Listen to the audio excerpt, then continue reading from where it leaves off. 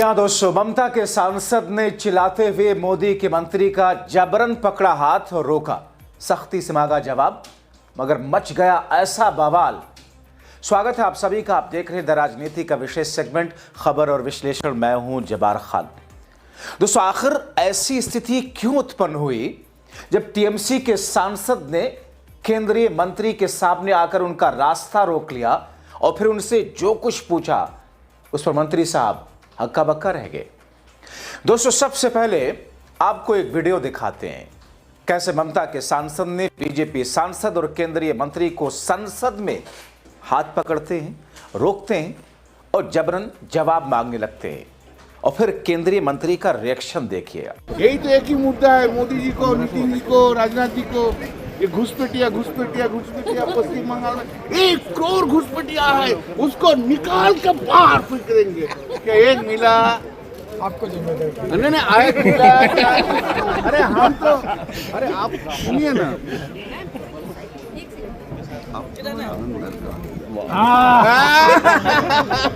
कभी कभी आपको नाम लेता है, अलग कोई कुछ नहीं बोलते सर। ठीक है ना जी, आप एक काम कीजिए, हम हमको लेकर हाईवे से, ये हाइड्रोजन की गाड़ी है सर, एक फोटो कर लेंगे आपकी गाड़ी के साथ। हाईवे का दे दीजिए ना। हाइड्रोजन की गाड़ी। तो वो भी दे दीजिए। एक तो क्या करूँगा? अच्छा नीतीश जी, आप क्या करेंगे इतना लेके? एक तो हम लोग के पास तो भेज देना, जो आपको नौकर पोकर को दे देता है, एक तो हम लोग के पास भेज देना। ठीक है सर एक फोटो कराएंगे सर गाड़ी के साथ। हमको सपोर्ट कर सर गाड़ी के साथ खड़े हो सर हो। अरे हाइड्रोजन तो दिखना चाहिए थोड़ा। ऐसे सीधे ऐसे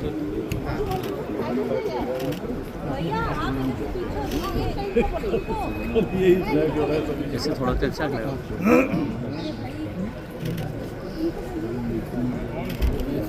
अच्छा जी, ठीक है थैंक यू। ये इनको फोटो अब विधायक है ना, इनको फोटो। पहले से जो बीजेपी लोग बोल रहे थे, हाँ। और उधर का एक बीजेपी का ऑपोजिशन लीडर है, बोला था ना एक करोड़ रोहिंग्या है, 1 करोड़ रोहिंग्या का निकालेंगे। तो एसआईआर होने के बाद, ड्राफ्ट लिस्ट होने के बाद एक घुसपैठिया मिला। क्या करेगा मोदी जी? कितना झूठा बात करते हैं। अरे झूठ बोले कुआ काटे, ऐसा मत बोलो। गडकरी जी के कान में सर क्या बोल रहे हैं? लेकिन सर गडकरी का कान में बोला सब, अब अच्छा रहिए, सबको अच्छा रखिए, देश अच्छा रहिए, हम आप अच्छा रहिए, सब मिलकर अच्छा रहिए। सर, ये जो 58 लाख वोट्स कट हुए हैं, जो फर्स्ट ड्राफ्ट हुआ है, उसके बारे में आप क्या कहेंगे? 58 लाख में आप एक काम कीजिएगा, आप संडे में पश्चिम बंगाल आएंगे? हाँ, मैं आ जाऊंगी। आइए ना प्लीज। हाँ। हम एक को वो जो है ना, वो शरण सभा जानते हैं, रिमेम्बर शरण सभा, कंडोलेंस मीटिंग। हम संडे में सुबह मेरा पश्चिम बांग्ला में डानकुनी में कंडोलेंस मीटिंग कर रहे हैं।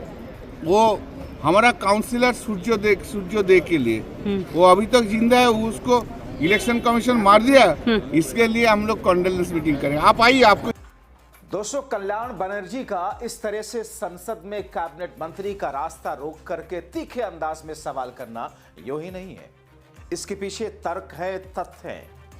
आपने देखा दिल्ली चुनाव के अंदर किस तौर पर घुसपैठियों का नारा लगाया गया, बिहार चुनाव में कैसे घुसपैठियों करके वोट मांगा गया, एसआईआर पर जस्टिफिकेशन देते हुए कि घुसपैठियों को बाहर किया जाएगा।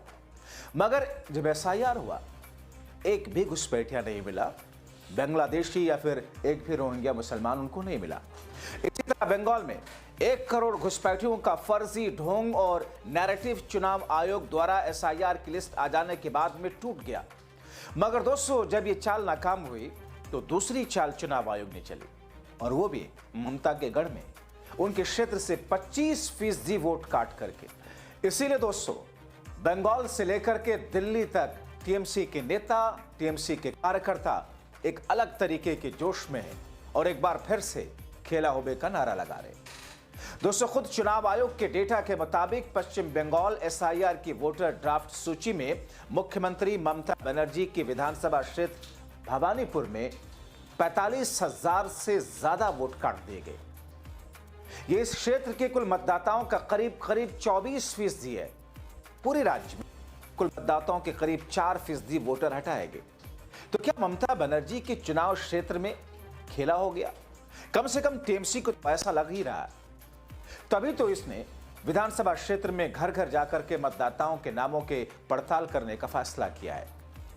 दोस्तों, चुनाव आयोग के आंकड़ों के अनुसार जनवरी 2025 में भवानीपुर में कुल 2,06,295 वोटर थे। अब जब एसआईआर के मसौदा सूची आई, केवल 1,61,509 नाम बचे। इसका मतलब है कि करीब 45,000 मतदाताओं के नाम हटा दिए गए। यह कुल मतदाताओं का लगभग 21% है। दोस्तों, चुनाव आयोग ने पश्चिम बंगाल के जो मसौदा सूची तैयार की है, जो प्रकाशित की है, 58,20,000 से ज्यादा वोटर हटाए गए, जो करीब करीब राज्य के 7.5% 7.5 करोड़ के आसपास है। करीब जो 4% बनते हैं 24 लाख। हालांकि उनकी डिटेलिंग की अगर मैं बात करूं तो उसमें जो डिटेल दी गई 24 लाख जो मृत हैं, करीब 20 लाख स्थानीय स्थानांतरण है, 12 लाख से अधिक का पता नहीं, करीब 1.5 लाख के आसपास डुप्लीकेट एंट्री शामिल है। और इसमें सबसे अहम आंकड़ा फर्जी वोटरों का सामने आया। ऐसे मतदाता जिनकी पहचान फील्ड वेरिफिकेशन में नहीं हो पाई है, जिनकी संख्या 1,83,000 के आसपास है। चुनाव आयोग के अनुसार यह संख्या एसआईआर प्रक्रिया के दौरान घर घर जांच पड़ताल के बाद सामने आई। टीएमसी लगातार इस बात को कह रही है, इस बात को लगातार उठा रही है कि किसी भी परिस्थिति में कोई भी मतदाता का नाम नहीं कटना चाहिए। हर हटाए गए नाम की फिजिकल रूप से जांच की जानी चाहिए। टीएमसी का कहना है कि यह प्रक्रिया राजनीतिक रूप से प्रेरित है, खास तौर पर मुख्यमंत्री के अपने क्षेत्र में जब वहां पर बड़े पैमाने पर वोटरों को काटा गया। दोस्तों, आपको याद है ना, पिछली बार के विधानसभा चुनाव में पश्चिम बंगाल में जब शुभेंदु अधिकारी इस चुनाव से पहले टीएमसी का दामन छोड़ करके भारतीय जनता पार्टी का कमल उन्होंने हाथ में लिया, तो ममता बनर्जी और भारतीय जनता पार्टी के बीच में एक अलग किस्म का संघर्ष दिखा था। डॉगी मीडिया से लेकर के तमाम एजेंसियां यह कह रही थी कि पूर्ण बहुमत से भारतीय जनता पार्टी की सरकार बन रही है, मगर जब नतीजे आए तो ममता बनर्जी ने धूल चटा दी थी। यह अलग बात है कि ममता बनर्जी अपनी सीट नहीं बचा पाई थी, यानी कि ममता बनर्जी अपनी सीट पर हार गई थी, लेकिन बंगाल के अंदर भारतीय जनता पार्टी को ऐसा जोर का झटका दिया था कि वह हाशिए पर पहुंच गई थी। दोस्तों, दरअसल उनके क्षेत्र की बात करें, एक घनी आबादी वाला शहरी क्षेत्र जिसमें कोलकाता नगर निगम के कई सारे वार्ड शामिल हैं।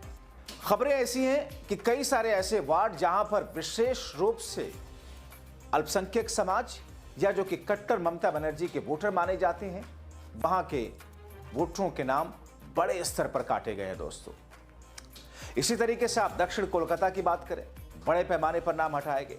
मसौदा सूची के अनुसार राजनीतिक रूप से महत्वपूर्ण 4 विधानसभा क्षेत्रों की अगर मैं बात करूं, भवानीपुर, कोलकाता पोर्ट, बालीगंज और रासबिहारी में कुल 2,15,000 से ज्यादा नाम हटाए गए।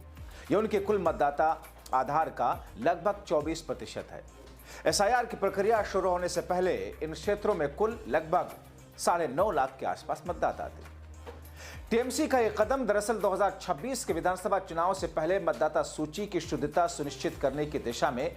दोस्तों, दरअसल यह कहा जा रहा है कि चुनाव आयोग जिस तरीके से वोटर लिस्ट को प्यूरिफाई करने की बात कर रही है, जिस अंदाज में उसका विरोध हुआ और जिस तरीके से वोटर्स को काटे जाने की प्रक्रिया शुरू की गई, ऐसे में अनुचित तरीके से जो नाम हटाए गए, क्योंकि बहुत सारे ऐसे लोग हैं बिहार की तरह जिनके घर पर बीएलओ ने फॉर्म पहुंचाया ही नहीं, जिन लोगों के नाम डाल दिए गए, किसके? बीजेपी के।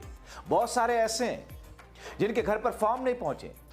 जाहिर तौर पर जब फॉर्म नहीं पहुंचे तो उनका नाम भी नहीं होगा, मगर भारतीय जनता पार्टी के समर्थक या उनके वोटरों का नाम तो अपने आप है।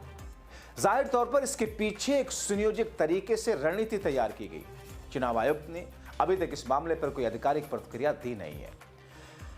दोस्तों, दावा और आपत्तियों पर सुनवाई प्रक्रिया हालांकि जल्द शुरू हो गया। ऐसे में टीएमसी ने स्थानीय नेतृत्व को प्रभावित मतदाताओं के साथ, यानी कि जिनके नाम कटे हैं या जिनके नाम वहां से हटे हैं, उनके सत्यापन के लिए एक अलग तरह की विशेष टीम तैयार की है कि उन तमाम जगहों पर जहां जहां पर वोटर लिस्ट से ऐसे लोगों के नाम जो कि उनके मतदाता हैं और जो अभी हैं वहीं पर रहते हैं, लेकिन बावजूद इसके उनका नाम नहीं आया, उनके लिए एक अलग विशेष तरह की टीम तैयार की है। टीएमसी नेतृत्व ने अपने बूथ स्तरीय एजेंटों को भी, जैसा कि अलग अलग जगहों पर आप खबरें देख रहे होंगे कि किस तौर पर अलग अलग जगहों पर तैनात कर दिया है, ताकि घर घर जाएं और वहां पर फिजिकली वेरिफिकेशन करें, और अगर चुनाव आयोग की त्रुटि या गलती की वजह से या जानबूझ करके किसी कारण भी ऐसा हुआ है तो फिर उसकी लिस्ट तैयार करें। न सिर्फ उनका नाम जोड़ा जाएगा बल्कि इस मुद्दे पर बड़े स्तर का आंदोलन किया जाएगा। टीएमसी के नेता ने इस बात का ऐलान किया। कहा जा रहा है कि टीएमसी इस मामले को लेकर के चुनाव आयोग से जिस स्तर पर नाराजगी व्यक्त की है, जिस तरीके से पहले कई बार चिट्ठियां लिखी है, और अब ऐसे में जो मसौदा सामने आ रहा लिस्ट का, उसमें वोटरों का खटना, दरअसल बंगाल के विधानसभा चुनाव से पहले एक बार फिर से टीएमसी वर्सेस बीजेपी और चुनाव आयोग कर दिया है। इस घटना ने राज्य की राजनीति में नई बहस छेड़ दी, जहां विपक्षी दल भी मतदाता सूची में अनियमितताओं का आरोप लगा रहे। टीएमसी की यह पहले न केवल भवानीपुर बल्कि पूरे राज्य में मतदाताओं के अधिकार की सुरक्षा के लिए एक मिसाल हो सकती है, अगर वो ऐसा कर सके। तो ऐसी स्थिति में दोस्तों इंतजार करना होगा अगले कुछ दिनों का कि उसके बाद का दृश्य होता क्या है बंगाल विधानसभा चुनाव से पहले। आप क्या सोचते हैं? अपनी राय जरूर लिखें।